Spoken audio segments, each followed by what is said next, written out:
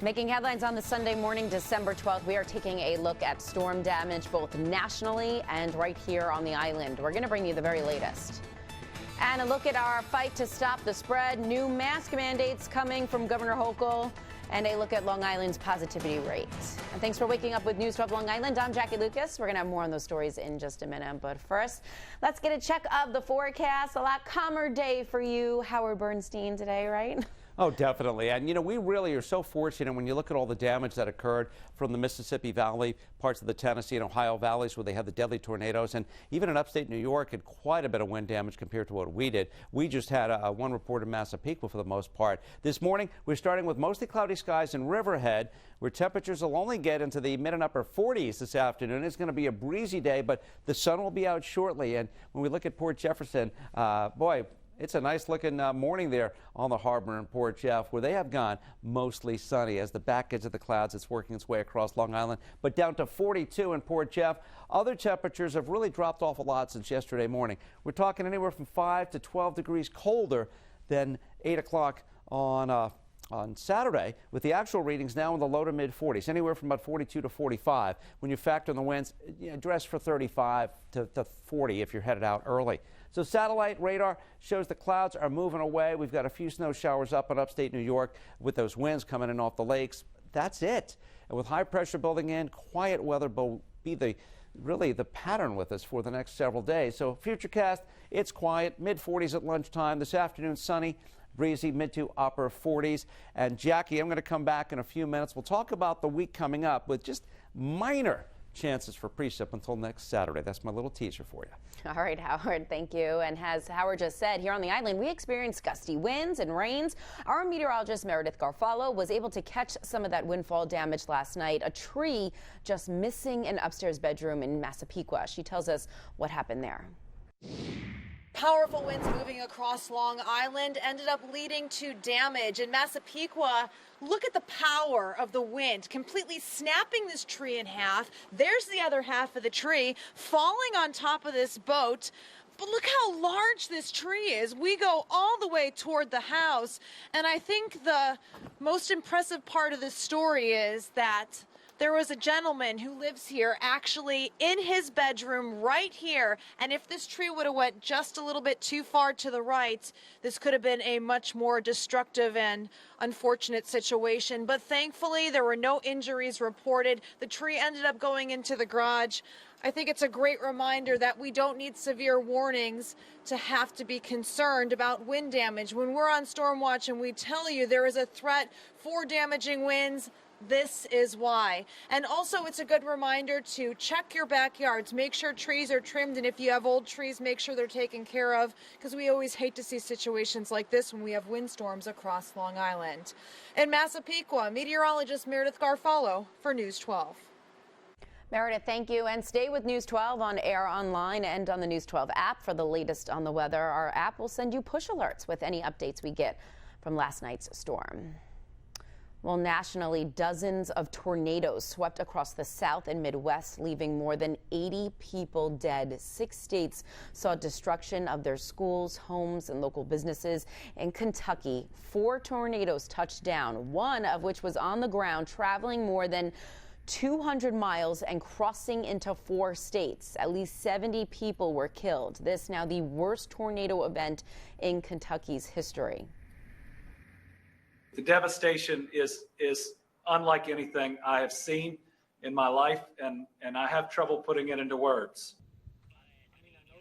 Currently being assisted by the federal government and other states like Texas, officials still looking for any possible survivors as the death toll continues to climb. And in Illinois, a tornado trapped multiple people inside an Amazon fulfillment center, leaving at least 6 people dead. More than 100 emergency vehicles responded to the scene after a wall the size of a football field collapsed, as did the roof above it. The collapse happened at around 8:30 in the morning, according to local police. 45 people made it out of the building safely. There have been 6 confirmed fatalities. It's had challenges in trying to develop information on to know how many people we actually had at that facility at the time, because it's not a set staff. So Amazon management is there. They're assisting They're helping us create a list to identify individuals that are accounted for or not. The Edwardsville Fire Department says it will take at least 3 more days to completely search the collapsed building for any survivors. And Jeff Bezos was blasted on social media for initially failing to mention the deadly incident and instead posting about the Blue Origin flight that blasted off on Saturday. Then at around 9 p.m., Bezos posted to Twitter in part saying the news from Edwardsville is tragic. We're heartbroken over the loss of our teammates. And President Biden now responding to the deadly tornadoes that swept across 6 states. He signed a federal emergency disaster declaration for states deeply affected by the tornadoes, such as Kentucky. Biden says his heart aches for the people impacted by the powerful storms. This is likely to be one of the largest tornado outbreaks in our history. The federal government will do everything it can possibly do to help. The president asking governors to help assist with states hardest hit. He also plans on traveling to those regions to survey the storm damage. Additionally, officials say towns are unrecognizable and hundreds of thousands of homes have lost power. Well, new this morning, we are learning of a double car accident in Woodmere killing a 15-year-old female passenger. Police say a Dodge Ram and an Audi SUV crashed on Edward Avenue and Peninsula Boulevard a little before 11 o'clock. The Dodge had 2 passengers that are being treated for minor injuries. The Audi had 5 passengers, including a 15-year-old who died shortly after the collision. The 4 other passengers are hospitalized. 1 is in critical condition. The driver of the Dodge, 34-year-old Arlen Javier Aguilera, was placed into custody and will be arraigned later today. And police are investigating a 2-vehicle crash, killing 1 Huntington Station man and injuring the other driver. 42-year-old Patrick Adrell was driving eastbound on Jericho Turnpike near the intersection of Eastgate Drive early this morning. That is when the vehicle veered into oncoming traffic, hitting 38-year-old Angel Sagastizito. Both drivers were transported to a nearby hospital. Adrell was pronounced dead, and Sagastino is being treated for non-life-threatening injuries.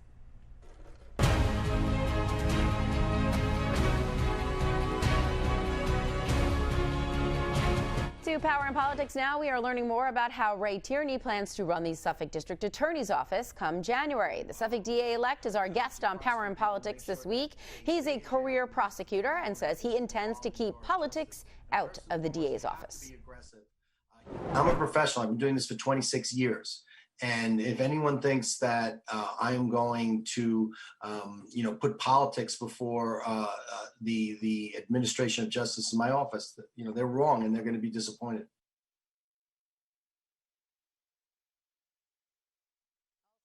Power and Politics this week, Democrat for Congress Melanie Dorigo, who's running on the North Shore. Power and Politics airs this morning and every Sunday morning right here on News 12 and anytime on news12.com. All right, a COVID alert right now on the island. Our positivity rate is continuing to climb with Christmas just 2 weeks away. Our 7-day positivity rate jumping to 6.34% on Friday. That is up from 6.20%. There were 2,214 new cases reported island-wide. 3 new Long Island deaths were reported, 2 in Nassau and 1 in Suffolk County. And Governor Hochul's new mask mandate set to begin tomorrow. The governor announced that masks will be required at indoor public places unless the business has a vaccine mandate in place. The current order will remain through January 15th, and at that point, the state will reevaluate next steps. Well, some business owners are concerned the new mandate could lead to more strict rules. After everything that we've all been through, I think, most business owners have a little bit of PTSD left in them, and we're kind of wondering where this is going to lead. Yes, we are all, and that mandate goes into effect tomorrow. Howard is back with a pretty picture behind you.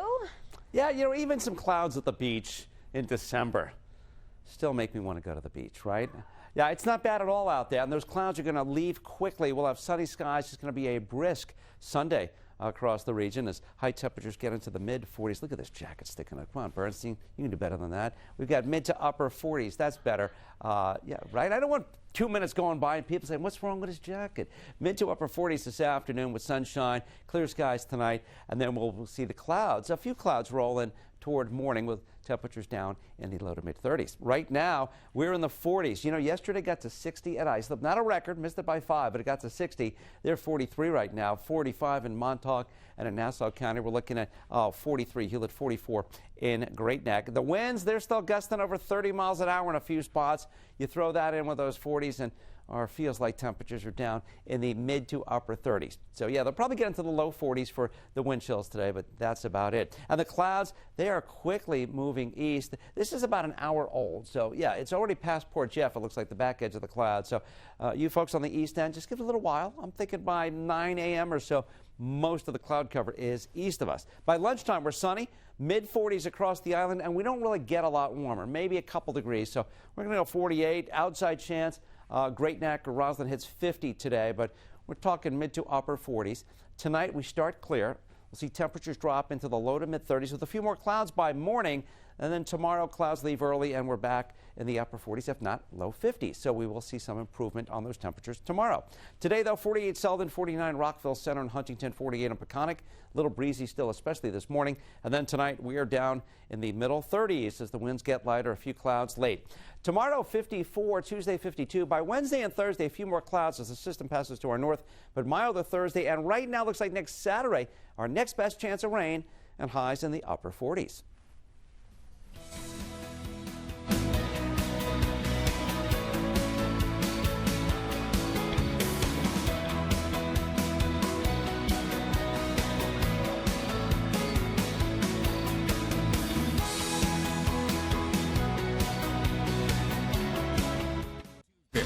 A Team 12 investigation.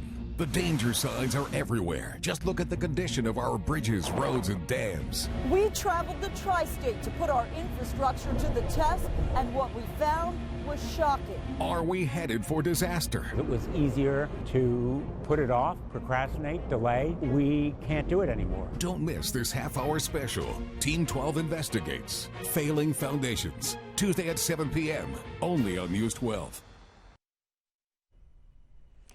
And welcome back to News 12. I'm Jackie Lukas. Later this morning, breakfast with a very special guest in Farmingdale. Who could it be? Santa! The American Air Power Museum will hold its annual Winter Hangar Pancake Breakfast this morning. Hangar 3 will be covered in holiday decorations for the occasion.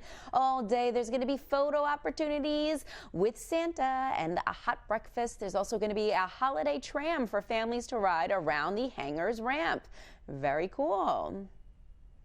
Well, today marks day 2 of the Uniondale School District's first 10 for number 10 tip-off basketball tournament. The event is to honor JoJo Wright, and Uniondale Knights basketball player who died in a car accident last year. Wright's number 10 jersey will be retired and framed to hang in the Uniondale High School gymnasium. He always played at least a foot taller than he was and had the heart of a lion and the spirit of a champion and never knew how to quit or give up and always positive with his teammates. So we miss him and we hope that we can embody that spirit that he always brought to our court and to his teammates. Today's game begins with Oceanside playing against Limbrook at 10 this morning. It ends with Uniondale versus Valley Stream South at 6 p.m. and all proceeds from the event will fund a scholarship in JoJo's name.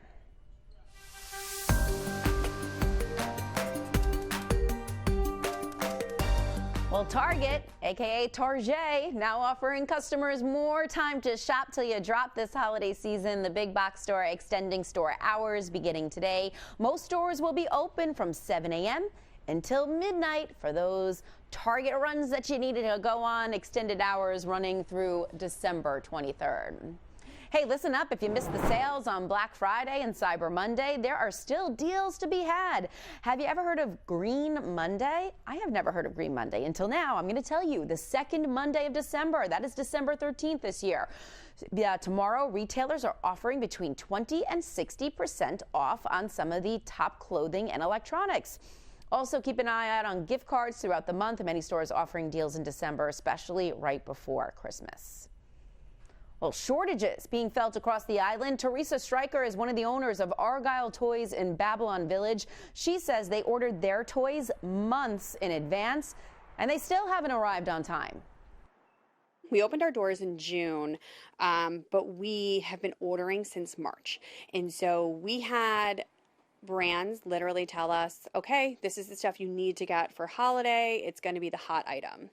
And then they told us we're not going to get it until January. That doesn't help me. Oh boy, Stryker says that although shortages have made things more challenging, there has been a lot of small business support from the community. That's good to hear.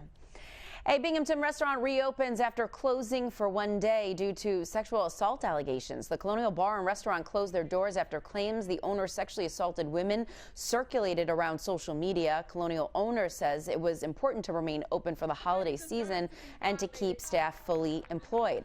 Local Binghamton residents encouraged a boycott against the business. The restaurant said it would not comment on the allegations or baseless claims.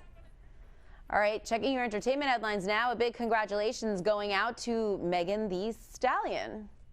I didn't want to know who making dating. What that depends on, whatever the date is. The Grammy Award-winning rapper graduated from Texas Southern University yesterday. Her fans from all over the world tuned in to her graduation live stream to see her walk across the stage. Wasn't walking like that, though. Oh gosh, she graduated with a Bachelor's of Science in Health Administration. That's why I thought we were going to see the video of her graduating. I didn't know any songs that she sings, and now I know why, because I can't play them in my car with my kids. All right, let's get it. Howard's already chiming in, so take it away at this point. I'm imagining she was a little bit more modest for her graduation, but you never know, right? Hey, weather-wise, we'll have to look it up on the old internet.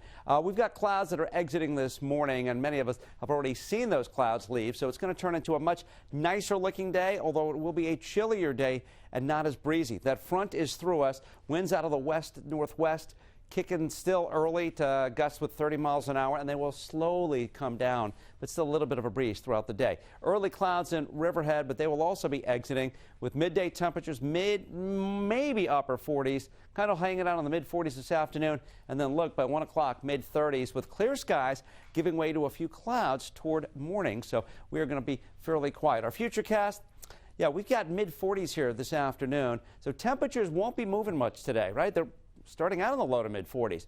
We get to the mid to the upper 40s, that's it. So maybe we get 5, 7, 8 degrees of a range. That's not much, but the wind speeds by 3:30, 12, 9, 13. A lot better than yesterday, and they continue to weaken as we go throughout the afternoon and evening hours. Then tonight, we'll dip into the 30s, mid 30s. A few clouds come by in the morning. They won't have any rain or snow with it, just passing clouds. They're out of here mid-morning on Monday, and Monday looks a little bit warmer. Winds be out of the west 10 to 15, so a little bit of a breeze. We'll be into the low 50s, it looks like, in the afternoon across much of Long Island, and we stay quiet again until Monday night, Tuesday, when a couple more clouds come through, but nothing significant is headed our way. There's a slight chance we see something Wednesday night, Thursday, a sprinkle, but we got to wait till Saturday the way it looks now. So today, sun returns, breezy, colder, upper 40s. Wind chills will make it feel more like the lower 40s for you, so dress for that. Mostly clear and cold tonight. 34 lighter winds, west-southwest 5, 10 miles an hour. A few clouds toward morning. Small craft advisory is better than a gale warning, but the winds are coming down, especially as the day wears on. Good visibility, and those waves still 4 to 8 feet in the ocean. As far as the extended forecast, tomorrow we're looking at 50s, low 50s Tuesday, 50-ish Wednesday. Thursday warms up, and then by Saturday, that's that next chance of a chilly rain, highs in the upper 40s.